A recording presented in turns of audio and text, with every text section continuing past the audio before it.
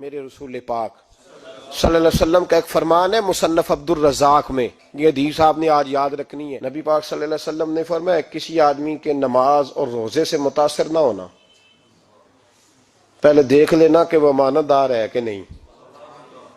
کسی کے نماز روزے سے متاثر نہیں ہونا، پہلے دیکھ لینا کہ دیانت دار ہے کہ دیکھنا لوگوں کی جیبوں پہ کتنی نظریں ڈالتا ہے۔ فرمایا بہت سارے نماز روزے والے دھوکے بازی کرتے ہیں، دیانتی نہ کریں، اپنے عہدے کا پاس رکھیں، اپنے منصب کا خیال رکھیں۔ عہدہ جس جگہ آپ موجود ہیں آپ کی ذمہ داری ہے۔ میرے رسول پاک صلی اللہ علیہ وسلم نے فرمایا ہر بندہ تم میں سے نگران ہے، اور جو اس کی رعایا ہے اس کے بارے میں اس نے جواب دینا ہے۔ کبھی بھی بددیانتی نہ کریں۔ ہم لوگوں کا پہلے اعتماد حاصل کرتے ہیں، پھر اس اعتماد کو ٹھیس پہنچاتے ہیں۔ اس کا نقصان پتہ کیا ہوتا ہے؟ دنیا میں سب سے کمزور شخص وہ ہوتا ہے جس پر کوئی اعتبار نہیں کرتا۔ جس کا اعتماد ضائع ہو جائے وہ آدمی بکھر جاتا ہے۔ کبھی بھی دھوکہ دہی کی پالیسی نہ بنائیں۔ ہم لوگوں سے مفادات لینے کے لیے اپنے رویے میٹھے کرتے ہیں، اور جب کام نکل جاتا ہے پھر ہمارے رویے بدل جاتے ہیں۔ یہ دھوکہ ہے، یہ بددیانتی ہے، اس کو اللہ رسول نے پسند نہیں کیا۔ میرے نبی پاک علیہ السلام نے فرمایا جس میں تین باتیں پائی جائیں وہ تو منافق ہے۔ اگرچہ علماء کہتے ہیں یہاں منافق اعتقادی مراد نہیں، منافق عملی مراد ہے، لیکن حضور نے فرمایا منافق ہے۔ یا رسول اللہ کون؟ فرمایا وہ بندہ جب بات کرے تو جھوٹ بولے، جب وعدہ کرے تو مخالفت کرے، جب امانت رکھی جائے تو بددیانتی کرے، یہ تو بندہ منافق ہے۔ حضرت ابو نور علیہ رحمہ نے لکھا ہے، فرماتے ہیں محمود غزنوی کا دور تھا تو ایک آدمی محمود غزنوی کے پاس نا اپنا کیس لے کے آیا، مدعی بن کے آیا۔ اس نے کہا بادشاہ میرا کیس بڑا نرالا ہے۔ بادشاہ سلامت نے کہا وہ کس طرح؟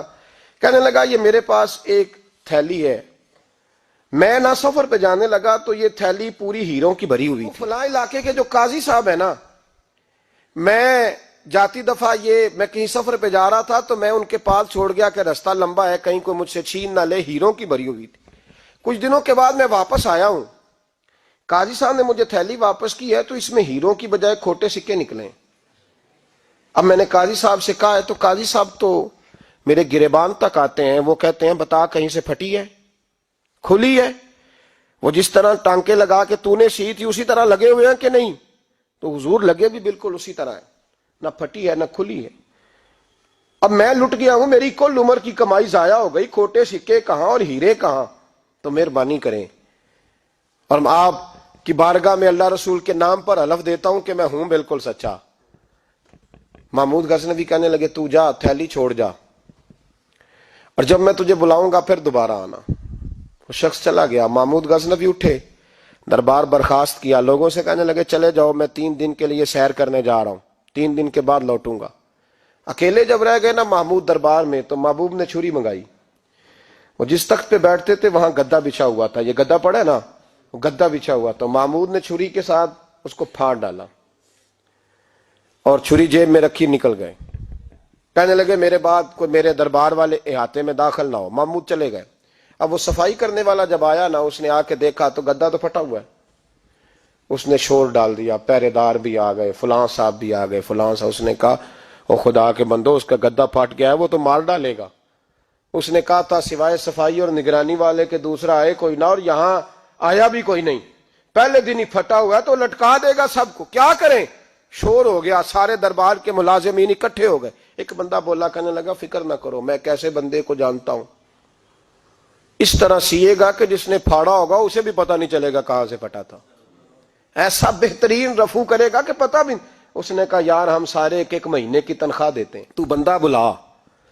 وہ بلا لیا اس کو، اس کا نام محمد رفو گر تھا۔ وہ آیا، اس کو گدا دکھایا، اس کا یار اس طرح سینا پتہ نہ چلے۔ اس نے کہا فکر ہی نہ کرو، میں بڑا کاریگر ہوں۔ بڑے بڑے کاریگر لوگ نہیں ہمارے ملک میں پائے جاتے، کوئی نشان چھوڑتے ہیں پیچھے؟ بڑے کاریگر کا پیسے ہونے چاہیے، بڑے بڑے کاریگر بندے۔ آپ یقین کریں ایسا فلسفہ، یہ عمرہ عبادت ہے نا، سرکار دو عالم صلی اللہ علیہ وسلم کی بارگاہ کی حاضری بڑی نعمت ہے نا۔ تو سعودی گورنمنٹ نے پابندی لگا دی، خیر ان کی بھی زیادتی ہے، اس طرح کی پابندیاں شریعت اسلامیہ میں جائز نہیں۔ اللہ کے گھر مسلمان جب چاہے جا سکتا ہے، لیکن وہ کہتے ہیں جی 2000 ریال دے جس نے 2 سال بعد بھی آنا ہے۔ انہوں نے پابندی لگائی تو ہمارے ایجنٹوں نے بھی کئی خاص ٹریننگ حاصل کی ہوئی ہے، پتہ نہیں کہاں سے سیکھ کے آئے، انہوں نے بھی رستہ نکال لیا۔ ایک صاحب سے میں نے کہا کہ جناب وہ 2000 ریال لگ گیا تو کیا کرنا ہے؟ کہنے کوئی مسئلہ نہیں، پاسپورٹ نواں بنوا لو، گنجائش ہے، یعنی ہر شے کا حل ہے۔ وہ میں نے کہا یار اب عمرہ کرنے جاتے وقت بھی بندہ دھوکہ دے کے جائے، اللہ کے گھر جاتے وقت بھی اس طرح کی حرکت کرے، کیا حال ہو گیا؟ ہر چیز کا لوگوں نے حل نکال لیا، ہر چیز کا لوگوں نے سٹائل بنا لی۔ ایسا نہ کریں، یہ درست نہیں۔ احمد رفوگر کہنے لگا اس طرح سیوں گا کہ پھاڑنے والے کو بھی پتہ نہیں۔ ان کا پیسے لے یار تو سی دے۔ اس نے سی دی، اگلے شام ہی لا کے بچھا دیا گدا۔ تیسرے دن بادشاہ سلامت آئے، آ کے پہلی نظر گدے پہ ڈالی، اس نے بلایا سب ملازمین کو، کہا کس نے سیا ہے؟ کہا جناب کیا ہوا؟ کہا یہ پھٹا ہوا تھا۔ کس نے؟ کہا نہیں پھٹا ہی نہیں۔ وہ کہنے لگے بنو بات، میں خود پھاڑ کے گیا تھا، تو بتاؤ صحیح سیا کس نے ہے؟ کہا جناب آپ پھاڑ کے گئے تھے تو بتایا کیوں نہیں؟ فرمانے لگے اسی لیے تو بتایا نہیں تھا کہ تم خود تحقیق کر لو، بلاؤ بتاؤ سیا کس نے۔ تو بلا لیا، احمد رفوگر آ گیا۔ اس کو جب بلا کے سامنے بادشاہ کھڑا کیا، کہا بھئی تو نے سیا ہے؟ کہنے لگا حضور آپ کے سارے ملازم کٹھے ہو کے آئے تھے، میری غلطی کوئی نہیں۔ کہا نہیں یار تو بڑا کاریگر ہے، میں نے اپنے ہاتھ سے پھاڑا تھا پر مجھے بھی نہیں پتا چل رہا کہاں سے پھٹا تھا۔ اچھا یہ بتا یہ تھیلی جو ہے یہ بھی تو نے سی تھی؟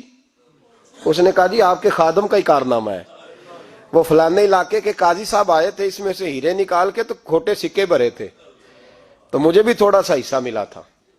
محمود نے سارے گواہ بھی اکٹھے کر لیے، ثبوت بھی اکٹھے کر لیے۔